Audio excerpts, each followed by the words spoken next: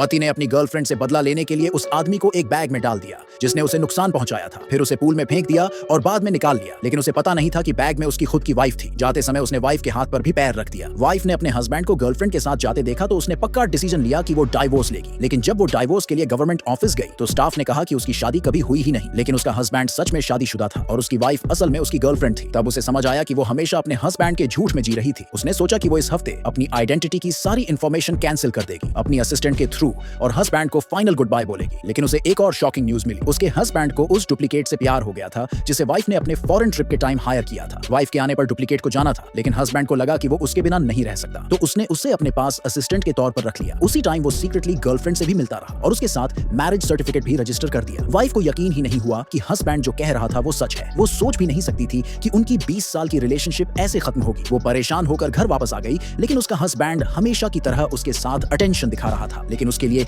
ये सब सिर्फ एक दिखावा था। तभी हस्बैंड का फोन बजा। उसे अंदाजा हो गया कि ये गर्लफ्रेंड का कॉल है। सच में हस्बैंड ने तुरंत कहा कि ऑफिस में मीटिंग है और जल्दी से चला गया। कुछ दिन बाद हस्बैंड वापस आया एक बड़ा सा फ्लावर बुके लेकर और उसे गले लगाने की कोशिश की, लेकिन वाइफ ने नेचुरली अवॉइड कर दिया। उसने कहा कि वो उसे सरप्राइज देना चाहता है और उसे एक कॉन्सर्ट में ले गया। लेकिन कॉन्सर्ट के दौरान वाइफ को अचानक पीरियड्स आ गए। हस्बैंड ने तुरंत एक हॉट वाटर बैग मंगवाया, लेकिन वो लेकर आई गर्लफ्रेंड थी। वाइफ ने ऐसा दिखाया जैसे उसे कुछ पता ही नहीं और वहां से चली गई। जब वो वापस आई तो उसने दोनों को बाथरूम में इंटीमेट मोमेंट में देखा। उसने फिर भी रिएक्ट नहीं किया और अपनी सीट पर वापस बैठ गई। कॉन्सर्ट के बाद गर्लफ्रेंड ने जानबूझकर एक रस्सी खींची जिससे झूमर लगभग वाइफ पर गिरने वाला था, लेकिन हस्बैंड भागकर गर्लफ्रेंड को पकड़ने लगा। वाइफ जमीन पर गिर गई। जब वो हॉस्पिटल में होश में आई तो उसने देखा कि हस्बैंड गर्लफ्रेंड को ही बार-बार कंफर्ट कर रहा था। वाइफ की रिहाई सेलिब्रेट करने के लिए हस्बैंड ने एक स्पेशल बैंक्वेट रखा और मौके का फायदा उठाकर उससे माफी मांगी, कहते हुए कि उसने गलत इंसान समझ लिया था। वाइफ ने पूछा कि वो क्या चाहती है। हस्बैंड ने कहा सब मान लूंगा, लेकिन उसने जानबूझकर कहा अपनी असिस्टेंट को निकाल दो। हस्बैंड ने तुरंत मना कर दिया, बोलते हुए कि वो एक सिंपल बैकग्राउंड से आई है और उससे कहा कि बिना वजह जिद मत करो। तभी गर्लफ्रेंड ने हस्बैंड को इमरजेंसी में कॉल किया। हस्बैंड ने तुरंत वाइफ पर आरोप लगाया कि उसने गर्लफ्रेंड को किडनैप किया है। वाइफ गुस्से में पूछने लगी कि उनकी असली रिलेशन क्या है। हस्बैंड ने कुछ नहीं बताया, बल्कि ये कहने लगा कि वाइफ ही गिल्टी है। वाइफ ने फिर कहा कि उसने कोई किडनैपिंग नहीं की। हस्बैंड पागल होकर उसे जोर से जमीन पर धक्का दे दिया। वाइफ को चोट लगते देख वो बिना हिचकिचाए चला गया। वाइफ टूट चुकी थी और जाने की तैयारी कर रही थी, लेकिन जैसे ही उसने दरवाजा पार किया कुछ लोग उसे एक बैग में डालकर ले गए। ये लोग गर्लफ्रेंड के ऑर्डर पर काम कर रहे थे। फिर गर्लफ्रेंड ने उन लोगों से कहा